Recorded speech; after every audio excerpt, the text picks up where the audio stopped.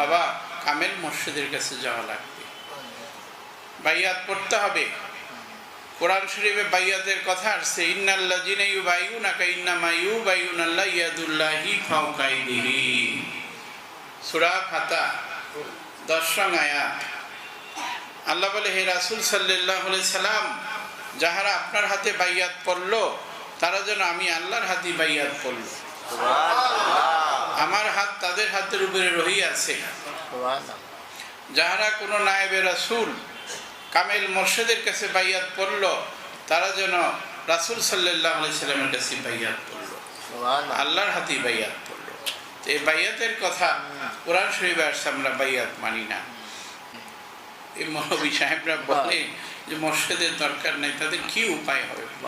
বাবা মুর্শিদের কাছে, হ্যাঁ, কামেল মুর্শিদ পাইলে, ভাগ্যে গুণে যদি কামেল মুর্শিদ মিলে, তো কামেল মুর্শিদ পাইলে তো আপনার নফসের ইসলাহ হবে, আত্মার পরিশুদ্ধতা হবে, দিল জিন্দা হবে, নামাজে হুজুরি হবে, আল্লাহকে দেখার আশা পুরো হবে, আল্লাহর সাথে মেরাজ হবে, নামাজের মধ্যে সালাতের মধ্যে মেরাজ হবে।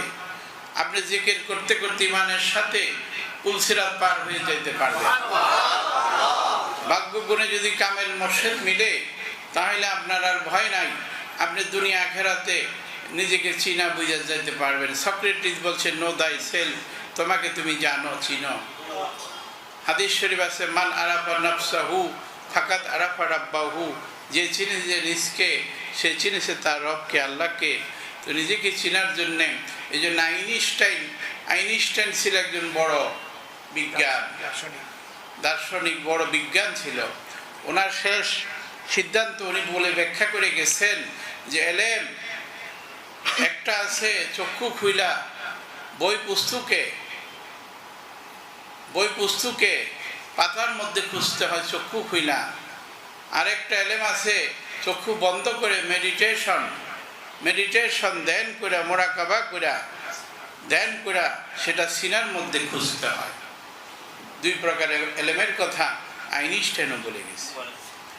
তো বাবা যুগে যুগে এইভাবে মনি ঋষি, সাধক, মহাপুরুষগণ, আল্লাহর ফকি বন্ধুগণ, তারা এই সত্যটাকে বলে গেছে।